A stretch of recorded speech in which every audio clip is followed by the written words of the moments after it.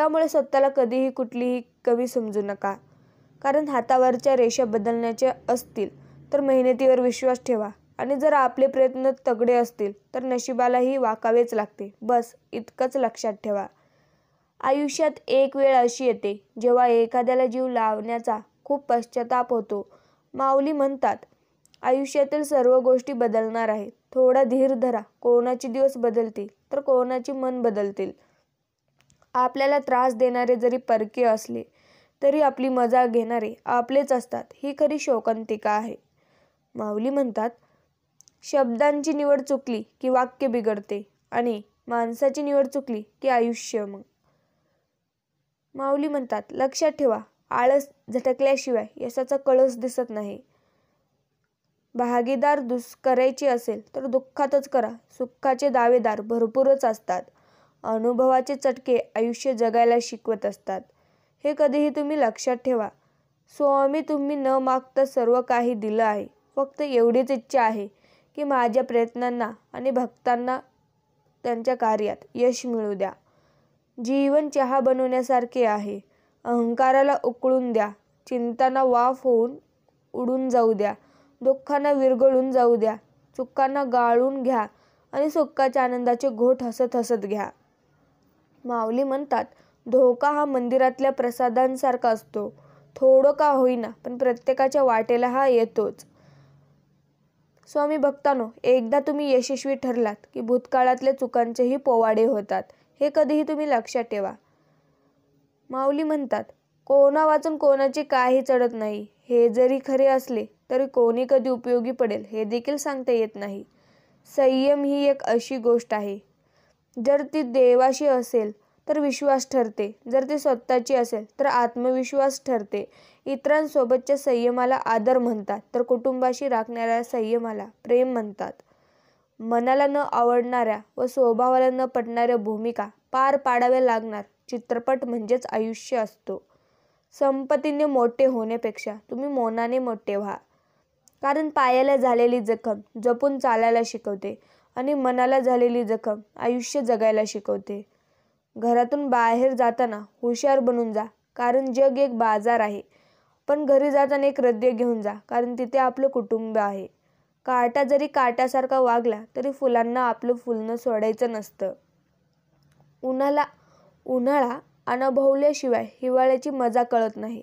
तसेच गरिबी अनुभवल्याशिवाय श्रीमंती कशी कळणार. माऊली म्हणतात, उपकाराची परतफेड करता येत नसते. जाणीव ठेवणे हेच परतफेड असू शकते. काही लोकांच्या वागण्यात इतका खोटेपणा असतो ना, पण जगासमोर वावरताना असं वावरतात की लोकांना वाटतं याच्यासारखा देव माणूस कुठे नाहीये. स्वामी भक्तांनो, एक लक्षात ठेवा, जीवनात एकच करा. स्वतःचे नाम कमवण्यासाठी दुसऱ्याचे नाव खराब करू नका. ना कोणासाठी झुरायचं ना कोणासाठी रडायचं. देवाने एक मस्त आयुष्य दिलेलं आहे म्हणून ते मनसोक्त जगायचं. हे कधीही तुम्ही लक्षात ठेवायचं. जे लोक तुमच्याशी चुकीचे वागलेले असतात त्या लोकांना नेहमी हेच वाटतं की तुम्ही ठेवलेले स्टेटस किंवा हे त्यांच्यासाठीच असतं. आयुष्यातील चुका खोडता जरी येत नसल्या तरी दुरुस्त नक्कीच करता येत असतात. स्वामी भक्तांनो, माऊली म्हणतात, शरीराचे सगळे अवयव धडधाकट असून सुद्धा माणूस जेव्हा मनाने खचून जातो तेव्हा जगातील कोणतीच सर्जरी त्याला बरं करू शकत नाही. करून पाहावी प्रार्थना कधीतरी. कोणताच मार्ग नसताना चिमूटभर मागितलं तरी ओंजळभर देईल काहीच शिल्लक नसताना. कितीही चांगला असला तरी प्रत्येकजण स्वतःचा स्वार्थ पाहतोच, मग तो घरचा असो किंवा बाहेरचा असो. झाडाला पाणी कमी पडलं की पान गळून पडतात, तसंच माणसाकडे पैसा कमी पडला की नाती गळून पडतात. भक्तांनो, स्वामी म्हणतात, माझं नाव नुसतं तुझ्या मुखात जरी आलं तरी तुझ्या सर्व अडचणी दूर होतील. समजूतदारपणा आणि शांतता हे वयावर नाही तर आयुष्यात आलेल्या अनुभवावरून अवलंबून असतात.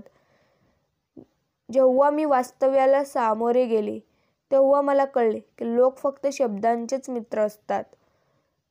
चिखलात पाय फसले तर नळाजवळ जावे, परंतु नळाला पाहून चिखलात जाऊ नये. तसेच जीवनात वाईट परिस्थिती आली तर पैशांचा उपयोग करावा, परंतु पैसा बघून वाईट मार्गावर जाऊ नये. स्वामी भक्तांनो, एक लक्षात ठेवा, कारल्यासारखे कडू असणारे लोक वेळ प्रसंगी अडचणीत सापडलेल्यांना मदत करून जातात, पण साखरेपेक्षाही गोड असणारे लोक अनेकदा फसवणूक करतात. माणूस हा अडचणीमुळे हरत नाही, तर तो त्यावेळी हरतो जेव्हा अडचणीच्या वेळी त्याचीच माणसं त्याची साथ सोडतात. जीवन जगायचे असेल तर त्रास सहन करायला शिका. मेल्यावर तर आगीचा पण वेदनाच होत नाहीत. थोडं जपून, कच्च्या कानामुळे पक्क्या नात्याला तडा जाऊ शकतो. स्वामी भक्तांनो, असंच स्वामी माऊलींचे संदेश पाहण्यासाठी आपल्या चॅनलला सबस्क्राईब नक्कीच करून घ्या. श्री स्वामी समर्थ. जय जय स्वामी समर्थ. धन्यवाद.